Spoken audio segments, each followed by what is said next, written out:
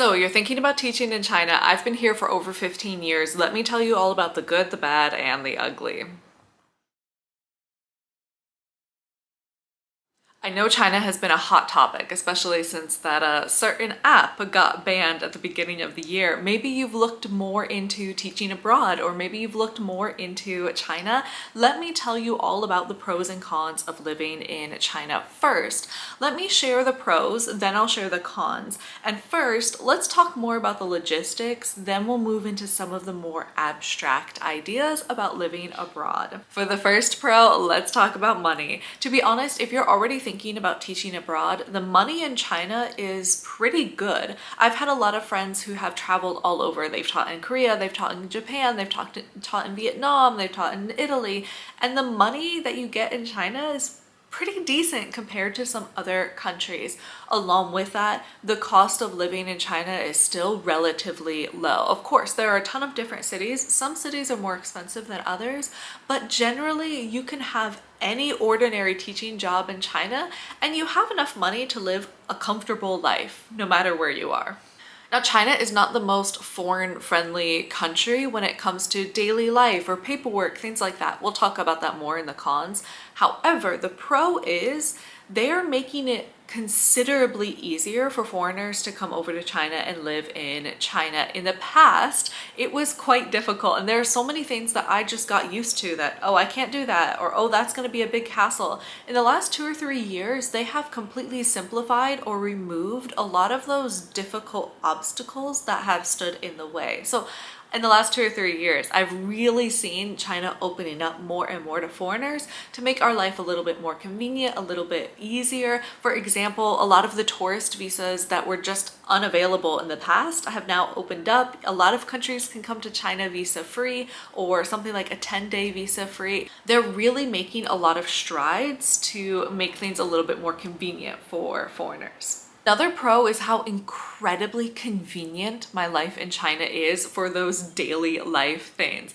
If I want to order groceries, I can just place an order. They will arrive in 29 minutes. There's no tipping, there's no delivery fees. If I want to order food, it will arrive in 30 minutes. No tipping, no delivery fees.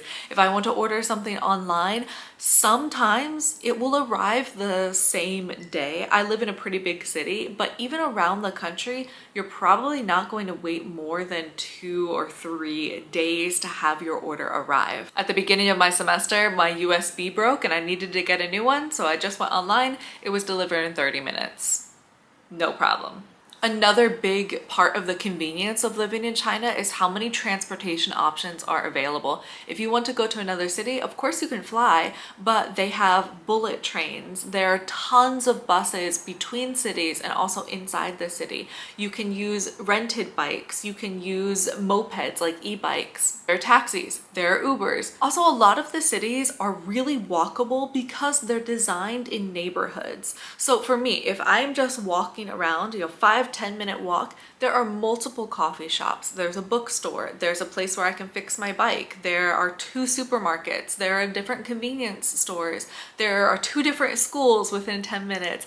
Everything is really walkable and quite convenient because there are small little neighborhoods all over the cities. Not just my city, most cities in China have this. Also, China has subways, and when I say they have subways, I really mean it. I've been to some other smaller countries and I look online and they're like, yeah, they have a subway, but there's like 1 line, 2 lines. It doesn't really get you where it needs to go. That's not the case for Chinese cities.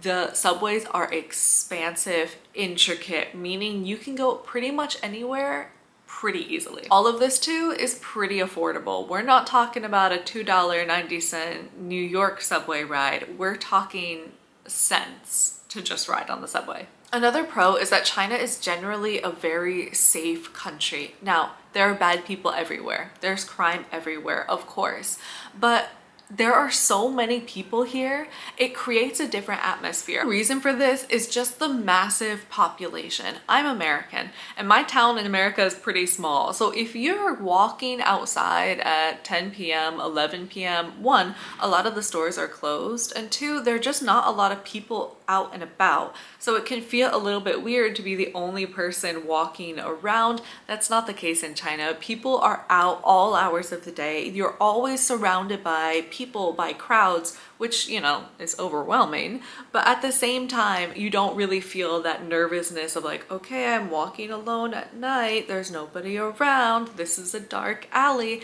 Just because the shops stay open quite late. There are always people moving around and going around.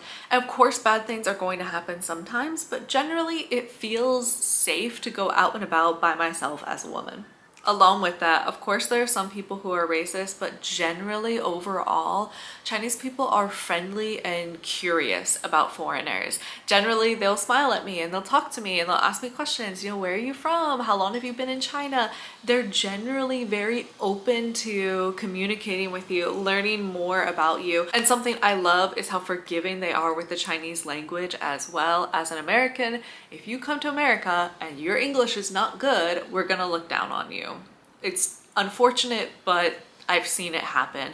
Here, I'll say one or two words and people are like, yes, your Chinese is so good. That's so amazing. They're also generally pretty willing to try. If I'm talking to somebody and they don't really understand me, they're a little bit patient with me, or they're okay with using translation services so we can get the communication done. Back to teaching, one of the things I really do appreciate about Chinese culture is that teachers are generally quite respected in the culture as well. So when I walk into my classroom, of course, there are some students who don't want to study, but generally students understand that they're supposed to respect the teacher. They're supposed to sit there quietly. They're supposed to pay attention. This was one of the first things I felt when I first came to China, and I realized the difference in feeling between walking into an American classroom and walking into a Chinese classroom. They just are taught to respect teachers a lot more. Now, if you're worried about teaching, generally, if you're teaching just ESL or EFL, the classes aren't usually that intense. There are definitely different options depending on what type of school you teach at. For example, if you teach at an international school or you teach at a university, your courses might be more complex. But if you're just teaching straight ESL and EFL, you're just teaching the language, you're just teaching conversation, you're just teaching grammar, you're just teaching vocabulary. Not that that's the easiest thing in the world, but don't worry if you feel like you don't know a lot about business or you don't know a lot about literature. Usually those are only reserved for international schools or for universities. I love to travel. I think most people who are interested in moving abroad love to travel as well. And China's just a great country for travel. It is massive. For the last 15 years, I've been trying to work my way through China, visiting all the places, and there's still so many beautiful places I haven't been yet. China's huge. It's also really diverse. You can go to the Gobi Desert and ride a camel in the west part of China, but then you can go to a giant city like Shanghai and experience that big city life. Then you can go down to Hainan and enjoy the islands and enjoy the beach. You can go all the way north to the mountains and the snow and ice castles. There's so much to see in China. You can travel every weekend and still find something new. But not only can you travel in China, you can really easily travel to a lot of other countries as well. As an American, it's quite difficult to get to other countries because you got an ocean on this side and an ocean on this side. In China, it's just a couple of hours to pop over to Korea or to pop over to Japan or go to the Philippines or go to Thailand or Vietnam or go to Bali or go to Singapore or even go down to Australia. The convenience of traveling to other countries is something I've also really taken advantage of. And fortunately, the vacation time is pretty good too. If you're working at a traditional school, you're probably going to have 2 to 4 months off each year. At my school, we generally have 2 months for the winter holiday and 2 months for the summer holiday. That means 4 months out of the year, I'm not working.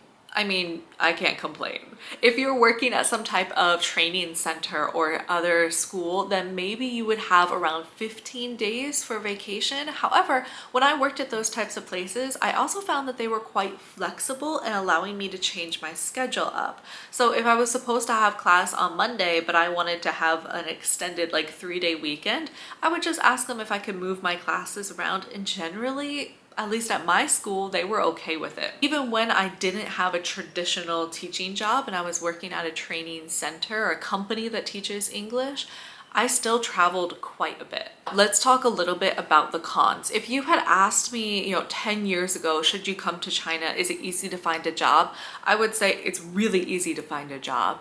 However, in the last probably 5 years, the government has made a lot of changes regarding foreigners working in China and English education in general. In the past, it used to be that you would just walk down the street and see different companies that were all teaching English. All of those companies would hire foreigners and Chinese teachers. So there were an abundance of jobs. If you didn't like your job, you wanted to change your job, there were so many options.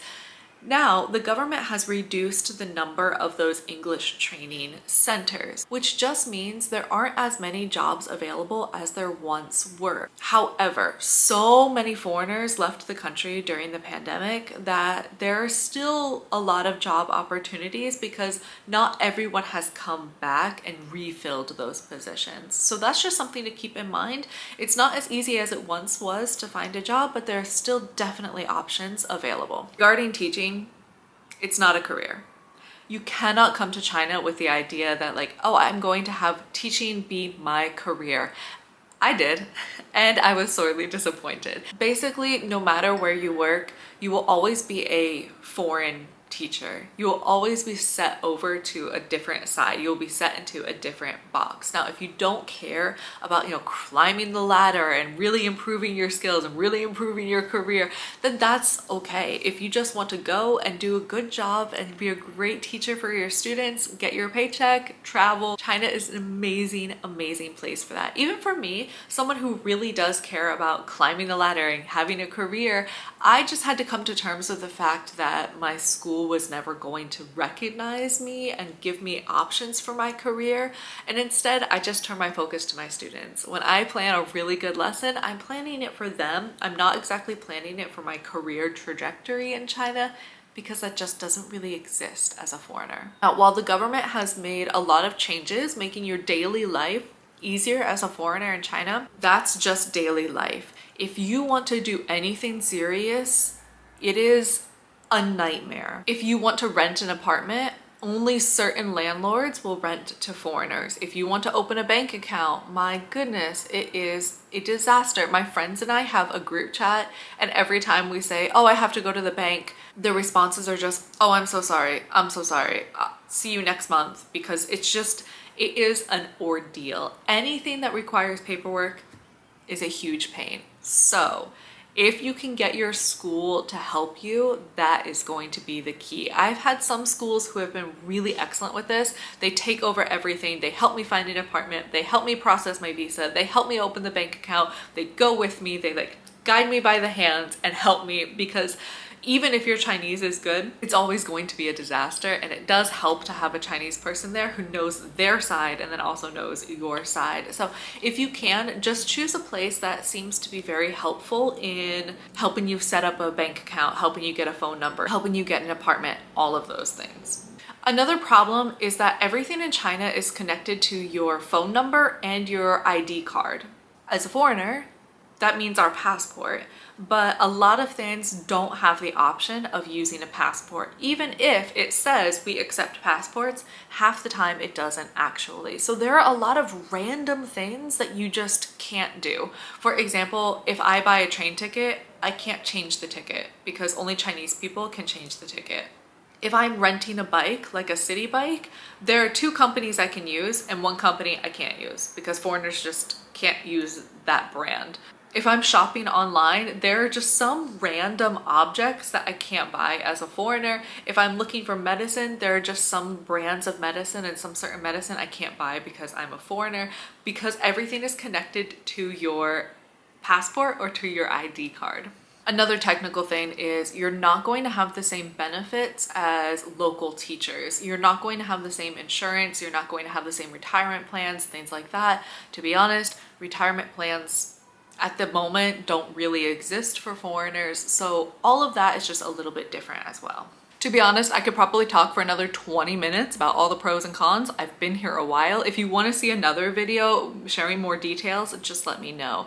But let's talk a little bit more now about some of the abstract things, the abstract pros and cons of living abroad, because I think if you're already interested in teaching in China. Maybe you're interested in the benefits of just teaching abroad in general. So here's where I'm not specifically talking about China. If you're asking the question, should I teach in China? Maybe you're actually asking the question, should I live abroad? Should I teach abroad? Should I leave the life in my comfort zone and go and try something new?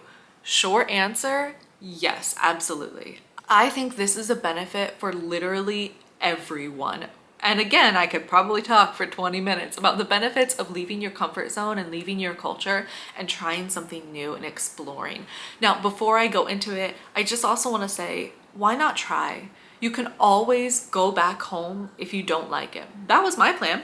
I only planned to stay in China for 1 year and then go back home. And that gave me a lot of relief and a lot of freedom, because if I didn't like it, I could just go home. It was worth a try. It was worth the experience. Spoiler alert, I ended up loving it. I ended up loving living outside of my culture and all the challenges and the opportunities and the growth that went along with that. One abstract pro is how much living abroad opened up my mind. Cliche, I know, but it really did. It changed my brain chemistry in the fact that when I see something new, I'm very slow to judge it now. And in fact, I'm more curious. So this didn't always happen. I think whenever you leave your country and you enter a new culture, you're going to always compare it back to your old culture. Of course you are. You're trying to make sense of it. You're trying to figure it out.